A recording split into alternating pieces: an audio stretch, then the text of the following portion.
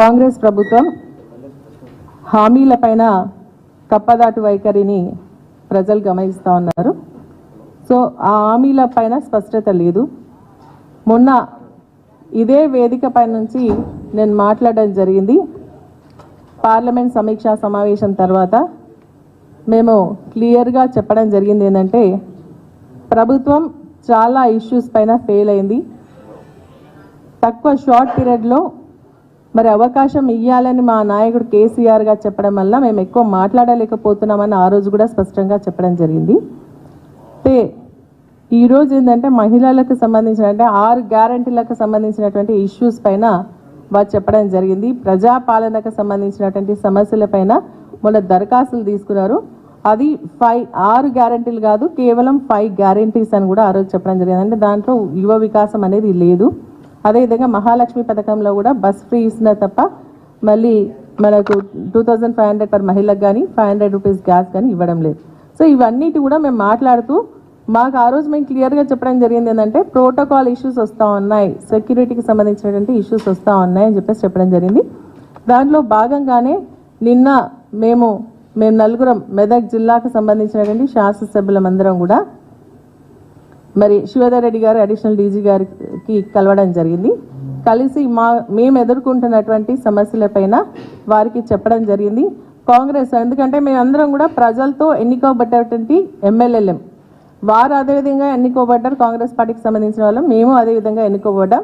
కాబట్టి మరి ఈరోజు వాళ్ళని ఒక రకంగా మమ్మల్ని ఒక రకంగా చూస్తూ వారికి ఎస్కాట్ పైలటింగ్ ఇస్తూ మాకు ఇవ్వకుండా ఇబ్బంది పెడతా ఉన్నారు. మరి ప్రోటోకాల్ ఇష్యూస్ వచ్చినప్పుడు మా ఫొటోస్ పెట్టట్లేదు, వాళ్ళ ఫొటోస్ పెడుతున్నారని చెప్పేసి కూడా మేము స్పష్టంగా చెప్పడం జరిగింది. వీటన్నిటిని కూడా మాట్లాడుతున్నటువంటి సందర్భంలో మరి అదేవిధంగా ముఖ్యమంత్రి గారు కూడా అందుబాటులో ఉన్నారన్న ఆలోచనతో వారి దృష్టి కూడా తీసుకెళ్లాలని కర్టెసీగా కలవడం జరిగింది. దానికి మరి ఈరోజు నిజంగా ఏంటంటే పత్రికల్లో పెద్ద కథనాలు వస్తూ ఉన్నాయి, మీడియాలో ఏంటంటే మేము ఏదో పార్టీ మారుతున్నట్టుగా, మరి రహస్య చర్చలు జరుపుతున్నట్టుగా, సీనియర్ నాయకులు ఎవరో మమ్మల్ని టచ్లో ఉన్నారు కాంగ్రెస్ పార్టీకి సంబంధించిన వారని చెప్పేసి చెప్తా ఉన్నారు. దీన్ని తీవ్రంగా ఖండిస్తూ ఉన్నాము. ఎందుకంటే మేము పార్టీ మారే ఉద్దేశం లేదు. మా నాయకుడు కేసీఆర్ గారి పైన పూర్తి నమ్మకం విశ్వాసంతో వారి నాయకత్వము పనిచేయడానికి మేము ఉన్నామని మొన్న కూడా స్పష్టంగా చెప్పడం జరిగింది. మెదక్ జిల్లాకు సంబంధించి మరి నిజంగా కూడా అది టీఆర్ఎస్ గడ్డ, పార్టీకి పెట్టినటువంటి ఇల్లు మెదక్ జిల్లా. ఈరోజు ఆ నమ్మకంతోనే అక్కడ ఉన్నటువంటి ప్రజలందరూ కూడా మరి దాదాపు 10 స్థానాల్లో 7 స్థానాలను మమ్మల్ని గెలిపించడం జరిగింది. మేము కేసీఆర్ గారు నాయకత్వంలో మేము పనిచేస్తాం.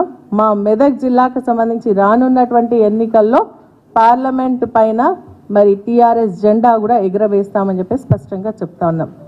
దీని ఏంటంటే మా పైన ఏంటంటే రాజకీయ ఉద్దేశంతో కొంతమంది దుష్ప్రచారం చేస్తూ ఉన్నారు. మరి నిజంగా కూడా మా నాయకులకు మా పైన అపనమ్మకం లేదు, కానీ దాన్ని కన్ఫ్యూజన్ క్రియేట్ చేయడానికి ఈరోజు కూడా పేపర్లో మేము ఇంతకుముందు వస్తూ చూడడం జరిగింది. మేము నలుగురం శాసనసభ్యులం కలిసి వివరణ ఇస్తూ ఉన్నామని.